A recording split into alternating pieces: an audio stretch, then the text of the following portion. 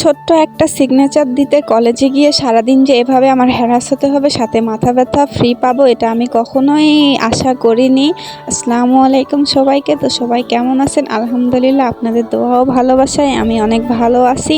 গতকাল আমাদের কলেজে আমাদের রেজিস্ট্রেশন হয়েছে, যার কারণে সব কিছু ঠিকঠাক আছে নাকি সেটা চেক করা এবং সবার স্বাক্ষর দেওয়ার জন্য সবাই গেছিল কলেজে। তো আমিও রেডি হয়ে বের হয়ে গেছি। আর আমাদের টাইম দেওয়া হয়েছিল সকাল 10টা থেকে দুপুর 1টা, এরই মধ্যে যাইতে হবে। আমি একটু যাইতে যাইতে 10:30, আমি ভাবছি যে এত তাড়াতাড়ি যাই কী করবো, এই কারণে 10:30টার দিকে বের হয়েছে। আমি 11টার মধ্যেই পৌঁছে যাই কলেজে, কিন্তু যাই দেখি যে পরিমাণে ভিড়, আমার তো মাথা নষ্ট। মানে সবাইকে একই দিনে ডাকা হয়েছে আর সবার একই দিনে সিগনেচার হবে। তো এতগুলো দেখার পরে আমি তো ভাবতে বসে যাই যে কি করব, এতগুলোর মধ্যে খোঁজাখুঁজি করতে লাগলেও টাইম লাগবে। আর সবাই খাতা নিয়ে মানে যে টানা হিচড়া করা শুরু করে দিছে, এও টানতেছে ও দিকে টানতেছে। পরে এক পর্যায়ে যে স্যারেরা বিরক্ত হয়ে সবাইকে বসায় দিছে আর বলতেছে যে মাইক দিয়ে এক এক করে ডাকবে আর সে এসে সিগনেচার করবে। তো আমি বসে গেছি, আর আমার সামনে কেউ থাকলে তারে আমার বিরক্ত করতে ভালো লাগে। তবে এটা অন্য কেউ ছিল না, আমার এক বান্ধবী ছিল।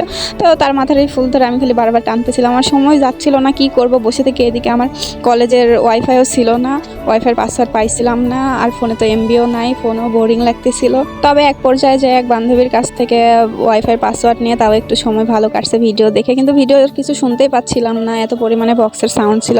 আর এই যে দেওয়ালগুলো মানে এত পরিমাণে এখানে সবাই লিখে রাখছে, আর বাহিরের স্টুডেন্টরাই বেশি কিছু লিখছে, আমাদের কলেজের স্টুডেন্ট না। দেখলাম সিটি কলেজ লেখা আছে, তার মানে তারাই ওগুলা করছে। তো ফাইনালি 1টা 10 মিনিটে আমাকে ডাকা হয়। তো আমি যাই এখানে নাম মিলা টিলা সব কিছু দেখে টেকে সিগনেচার করে আসি।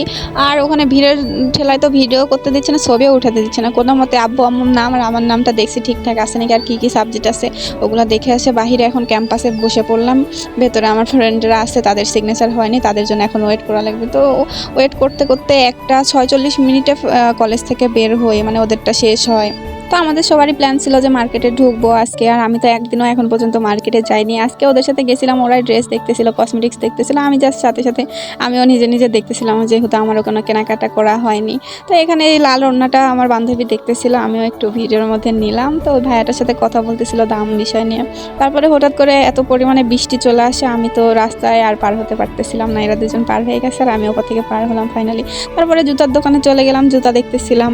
তো পরে জুতা দেখার পরে দুইটাই ভালো লাগছে, কিন্তু আমি ড্রেসই কিনি নাই, জুতা কিনে কি করব, যার কারণে আর ড্রেস নেওয়া হলো না। তারপরে আবার কসমেটিক্সের দোকানে ঢুকে পড়ি, আর মেয়ে থাকলে যা হয় তাই, একটার পর একটা মানে যে বায়না বেরি হচ্ছে। তো চুড়িগুলোও দেখতেছিলাম, ওরা তো ওখানে টানাটানি লেগে গেছে চুড়ি নিতে। পরার পর সবাইকেই ভালো লাগতেছিল। তো ফাইনালি এক জোড়া নেওয়া হলো এখান থেকে চুড়ি। আর চোখ যায় সবসময় ঝুমকার দিকে, যদিও আমি বাহিরে হিজাব ছাড়া বের হই না, তার কারণে আর নেওয়া হয় না ঝুমকার। চুড়িগুলোও সব সুন্দর ছিল, কিন্তু নিউ কালেকশন এখনো কিছুই উঠায়নি, কসমেটিক্সেও না, জুতাতেও না। এই আর অনেকে বলতেছে যে বিক্রিও হয়ে গেছে। আমার আর কি, আমি তো কিছুই নিচ্ছি না, জাস্ট খালি একটা একটা করে দেখতেছি। এই রিংটাও হাতে ঢুকায় দেখতেছি, ভিডিও করতেছি। তো ভাইয়াটা বলতেছিল যে ভিডিও করলে টাকা দেওয়া লাগবে। তো বললাম আচ্ছা দিবনি, সমস্যা নাই, আপনাদের দোকান না হলে প্রমোট করে দিবনি।